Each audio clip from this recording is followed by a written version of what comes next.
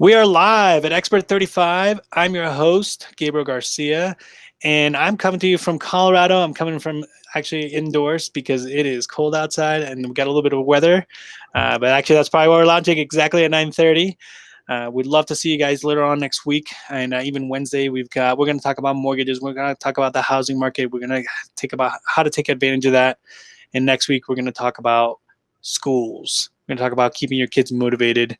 But today I've got a special guest, Coach. We're going to talk about, hey, how does us stay motivated? How to make those goals, how to hit those points, how to turn inaction into action in your business. You are a business coach. Coach Greg, thanks for joining us today. You bet, Gabe. I'm glad to be here. Love these kind of shows. I've looked at several others. You're doing a great job with Expert35. Good stuff, buddy.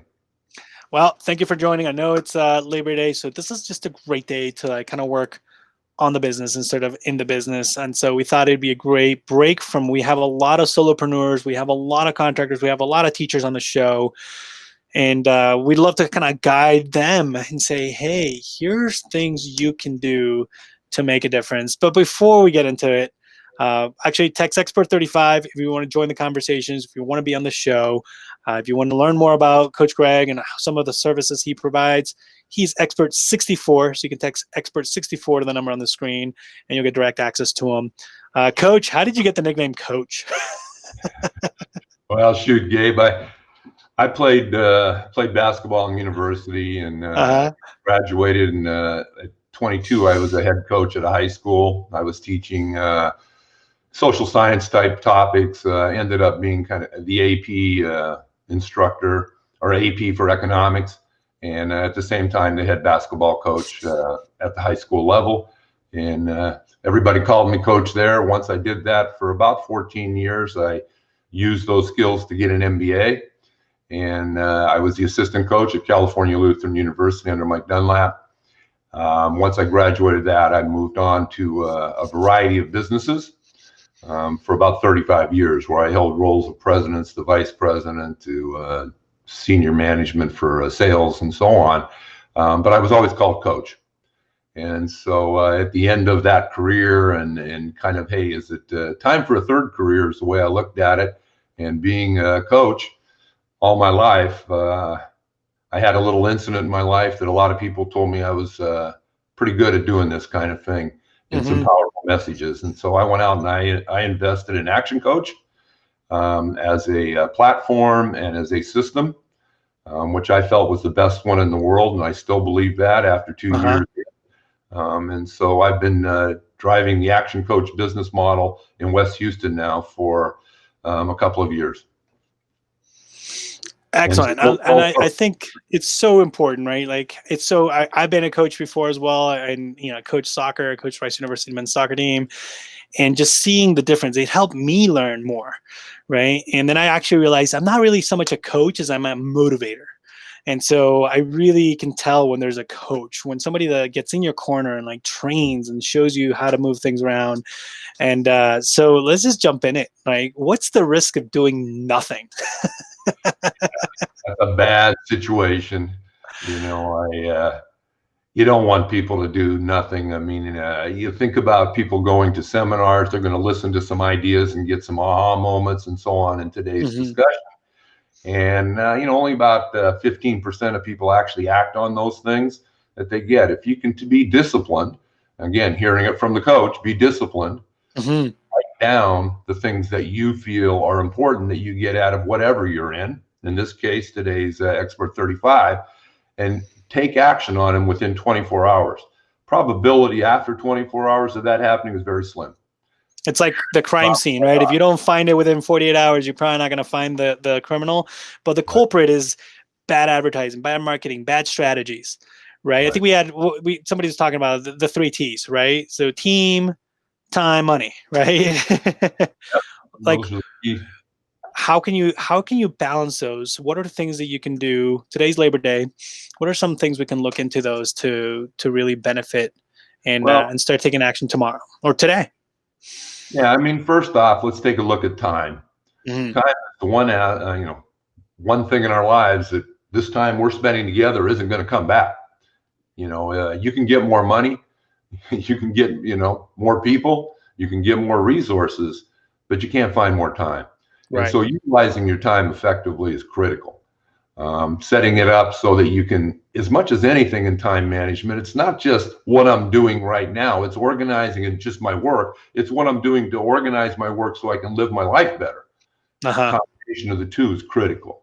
And so, some of the things I do, for example, in a coaching session with someone who's a one-to-one coaching, we do 4 goals every week.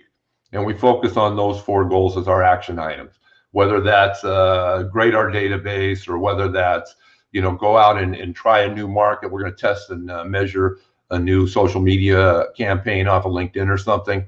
That may be a goal. At the end of my session, I take people to their calendars, and I want to see where they're going to make the appointments with themselves to actually do that work and have it written on the calendar. Because if you don't do that, oh yeah, I got a list. Well, it gets pushed to the side.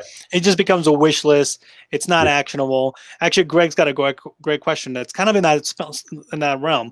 How can we take control of our time and make more money? And you're actually saying this is a good way, one tool to take control. What else?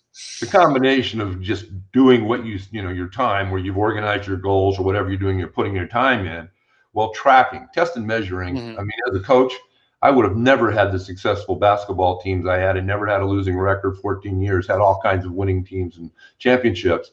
And why? I look real close at the numbers. If you're coming into my gym and you've been creating turnovers at a plus 20 per game, I'm paying attention to your defense. I'm getting prepared for press breakers. We're going to make sure we're ready. That's no different in business.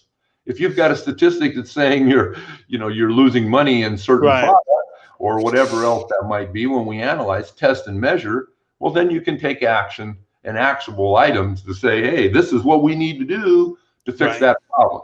And it's just paying attention to your numbers. So that's why a coach is important, right? Because you can see, here's what I see in businesses all the time, right? I see people have, like, there's this elephant in the room and they avoid it. Right. Because they can make all these other things and they feel good and they were productive and they did all these things, but that didn't grow the business. So you as a coach, you're saying, hey, look, this is something you're not addressing. You're not doing well. Right. And now by making it actionable, it's hard. It's moving this ball that had some friction. Right. But eventually that's what breaks through. Is that something that how do we get into these 5 ways? What are the 5 ways? Because I think that's we're kind of touching into that. When people want to make money, this is the basis of where we want to go. There's 3 outcomes that happen in any business. Number 1 is how many customers do you have? Most people know that. Number 2, what kind of revenue do I have? Most people know that. Number 3 is, what is my profit, my overall profit in the end? Most people know that. Those are outcomes from 5 other variables. We want to talk about the 5 ways that make a huge difference in growing your business. When you say time to money, here it is.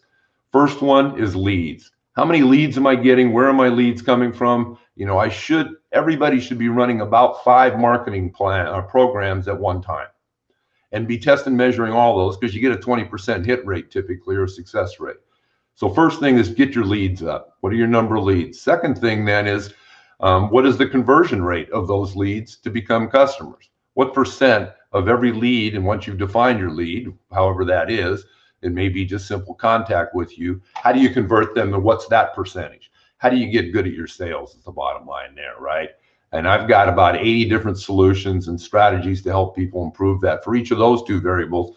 Plus the third variable then is, how many times do they come back? So let's go back to the top. Leads times conversion will give us our number of customers, which you already know. You can work backwards from there up. After you have a number of customers, how many times do those customers come back? What are you doing to people back to your store over and over? Right. So that's your transactions, or what we call repeat customer. And then your average dollar sale becomes critical. What is your average dollar sale? Not, there's going to be ranges, but what's the average dollar sale? If we can get 10% improvement on each of those areas, holy cow, you're going to make a lot. Yeah, because it's compounding, right? It builds up.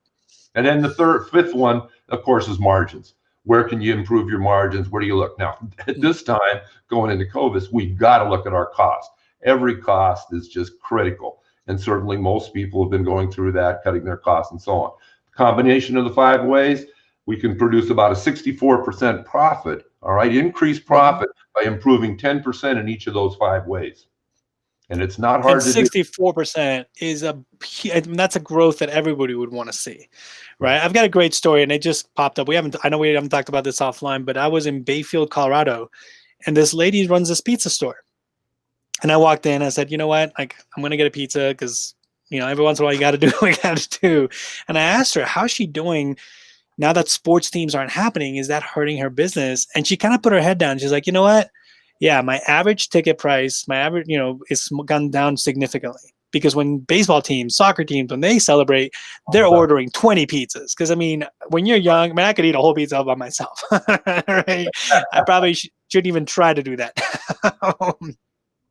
But she actually said COVID made her hire more people because her costs went up because she had to deliver more pizzas. So she says her sales luckily have stayed about the same. She said maybe even an increase a little bit because people are buying a couple of extras like, salad and things like that, things that teams don't buy.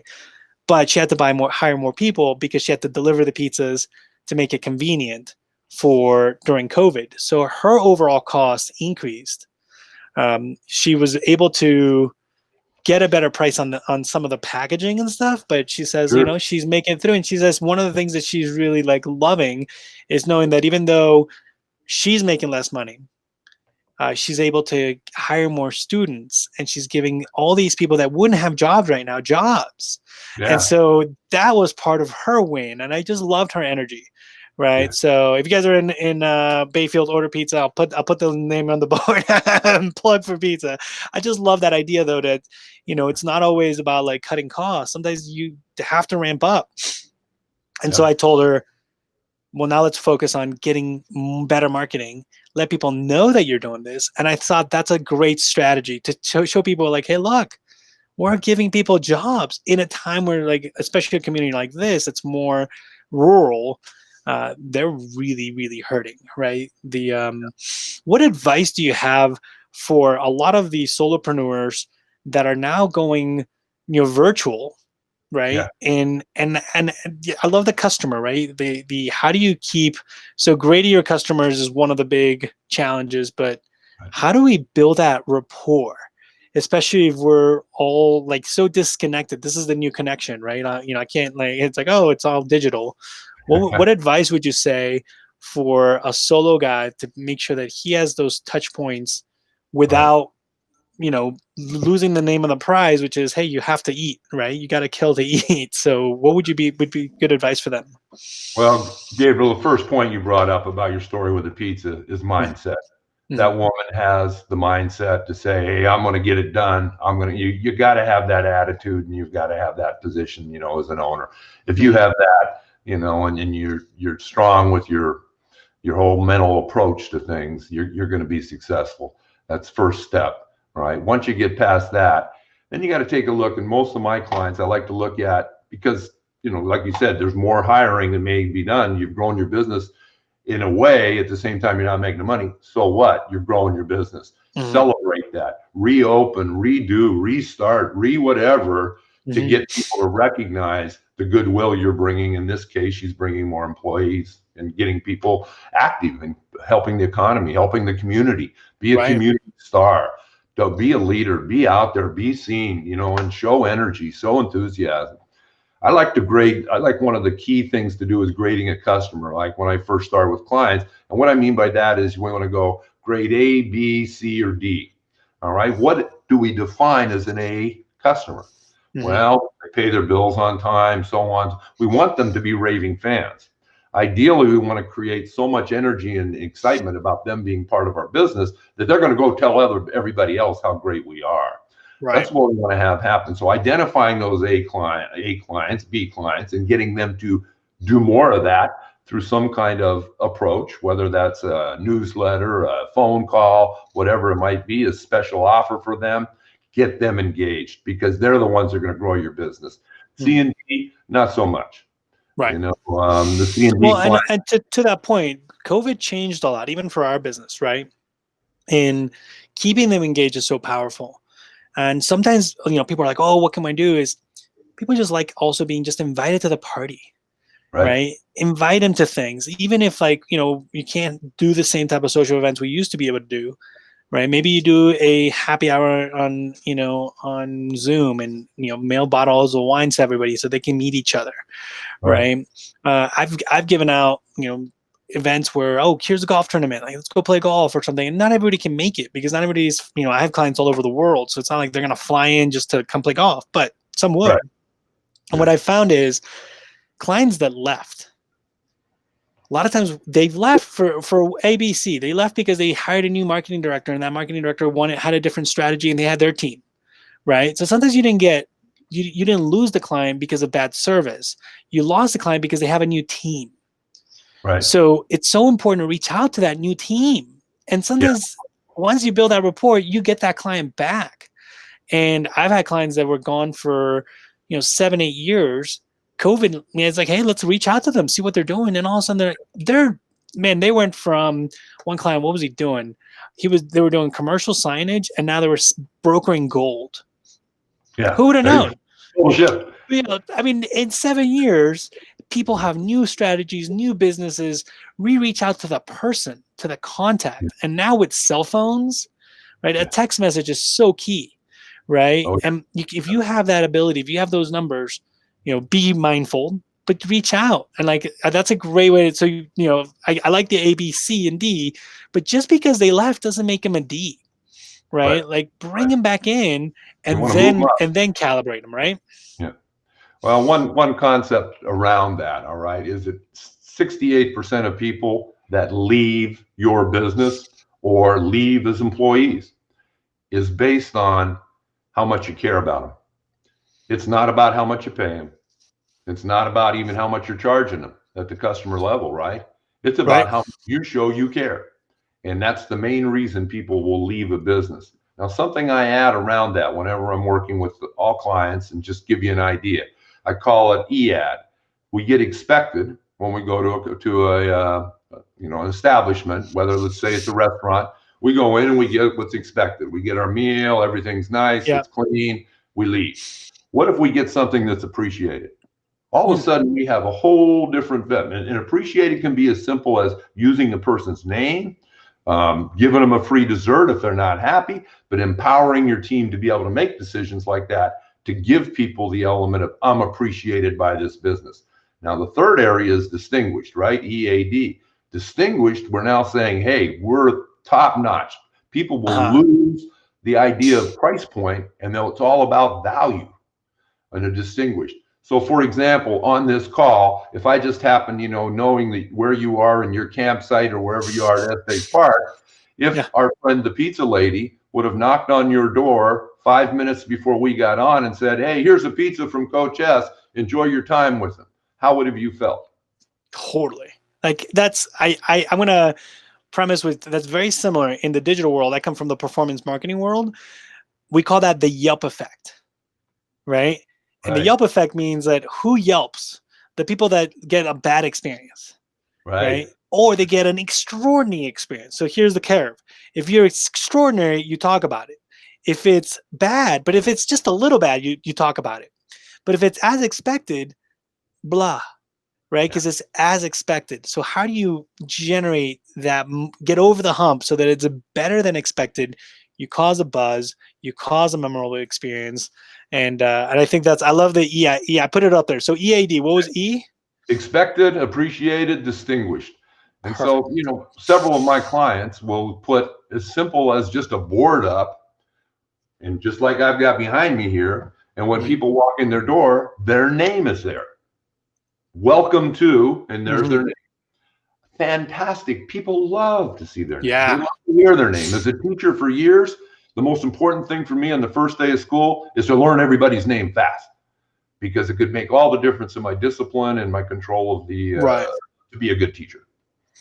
I'll speak to that too. So GoDaddy was trying to purchase us because we have a hosting division and everything, and they couldn't understand how we could charge 3-4x what they charge.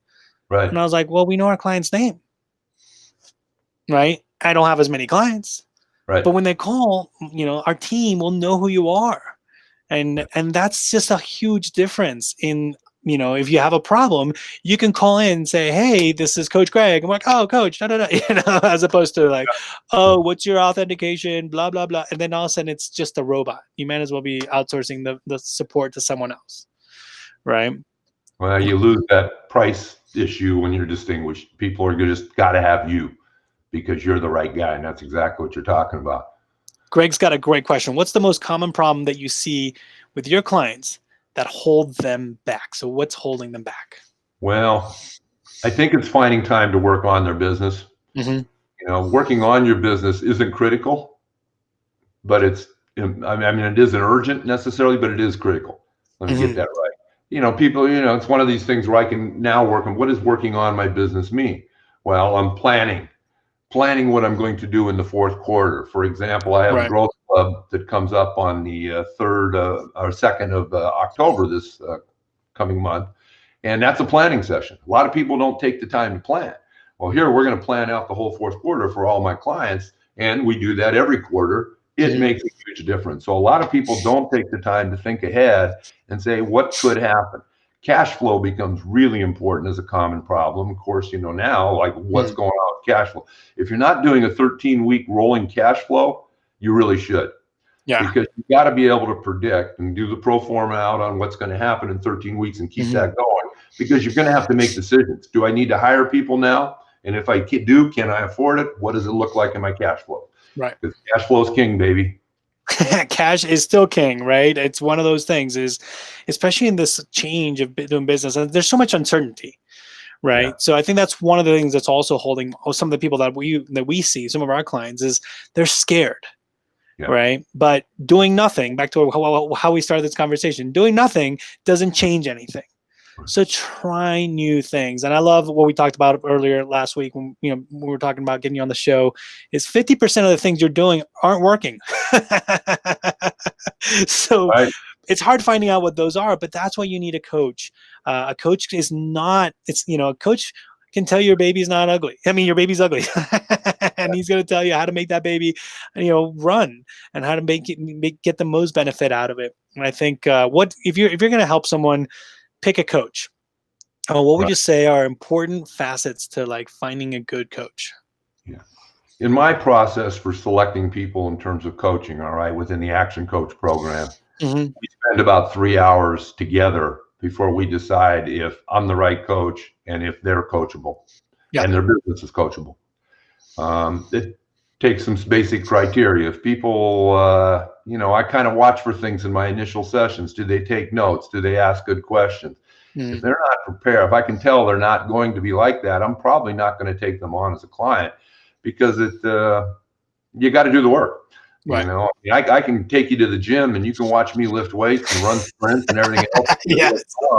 But what good is that going to do? You got to do it yourself, and I've got to be in the outside of the picture coaching them to get there. And so I think don't hire a coach if you don't feel like that person is going to coach. If you're not open to being coached, I guess that's number one. Like, the coach doesn't do the work; he guides you. It's like you can take a horse to water, but you can't make him drink, right? You got to be the one drinking. For example, I'll just share with you, one of my clients is a postal center, and I went in and did some work and set them up and grew their business fairly rapidly. And one of the things we work on is systemization. Systemization is like, let's take a video when you do this particular job, because when we hire somebody else, we have our training manual ready to go. Well, in the process of doing that, they came up with this. They came up with a book. They said, hey, coach, you said do it once and get paid on it the rest of my life. I'm looking for examples. Here's what I did. And so this is a dog that they have that run a postal center. The dog's in the postal center. But the idea is do it once, get paid on it the rest of your life. That's the same thing when you're running a business. Think that way. Right. And build scalability. Guess what? It'll work much better. Jana's got a great question. What can we do with 15 minutes a day? 15 minutes a day. Work harder on yourself than you do on your business and your job. So 15 minutes a day, whether that's meditation, if that's what one prefers, whether that's just physically stretching, whether that's reading some material, I think investing in yourself, improving yourself at 15 minutes a day will give you the best return on your investment of a 15-minute window. Absolutely. Yeah, I love working on yourself. We're working on the business, but let's also work on ourselves. We have to be balanced. Find Yeah. that. My favorite part of the show, Coach, is we talk about what are 3 things we can do right now to start changing, to start growing, to start executing. Yeah. First thing is I'll go back to grading your clients. Take a look at what's going on with your client base. See who's dropped off. Look at your average dollar sales. Look at those 5-way things. All of those are important in terms of just getting a feel for where your business is. Second thing I'd look at is how are we going to grow the business, right? Do we relaunch some things? What have we done? What impact have we had? And what can we kick off again? Get interest from the community.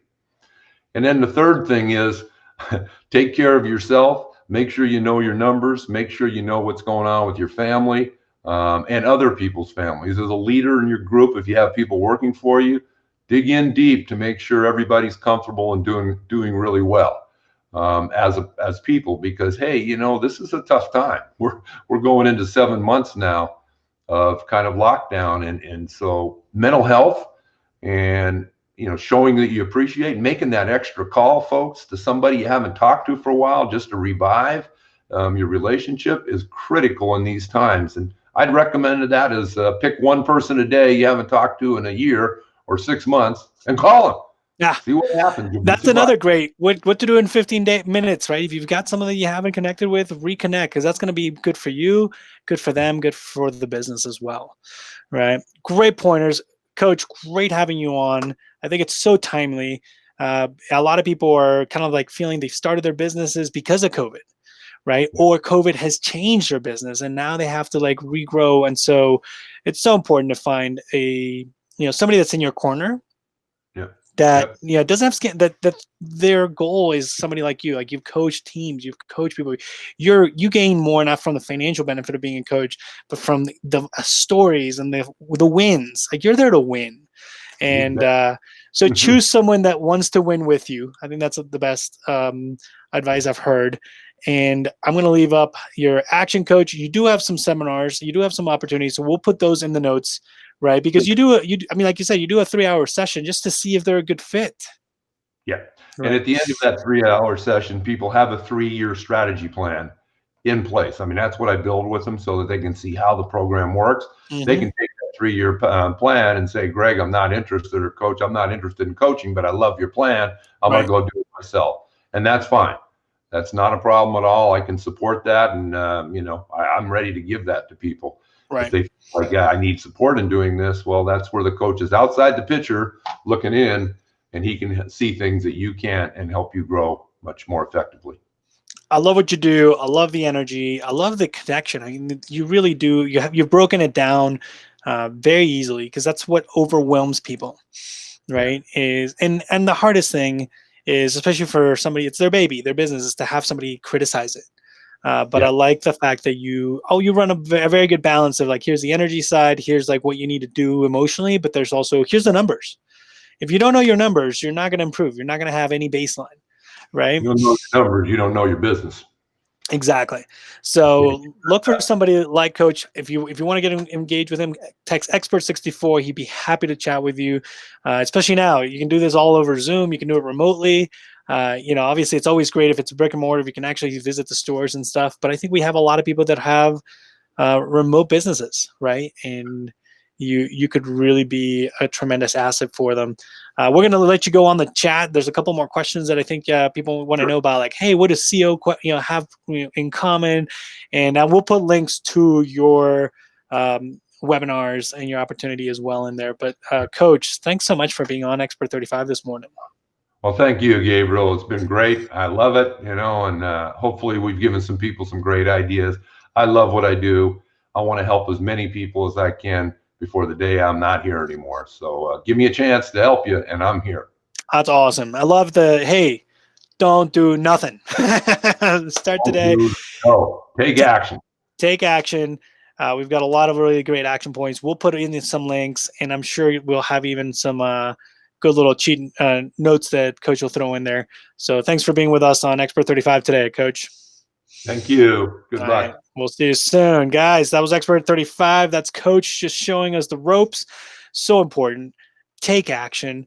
Don't expect the same results, but be coachable. It's so much like a lot of people think they just know it all and they're just going to run into the brick wall.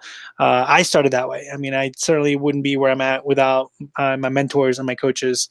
And I think a lot of it is about, understanding that even somebody that doesn't have expertise in your specific industry can show you how to move through these problems and through these challenges, and just, pull out your calendar, stop making wishes, start making action. We'll see you guys Wednesday, 9:35. Thanks for joining us on Expert 35. We'll see you guys soon, and we'll leave you guys with Action Coach. Thank you. We educate during difficult times. We collaborate at Expert35. This is for a better tomorrow and a better today. Let's come together and together we will find a way. You got questions, we got solutions. You got problems, we got resolutions. Visit Expert35.com. No need to worry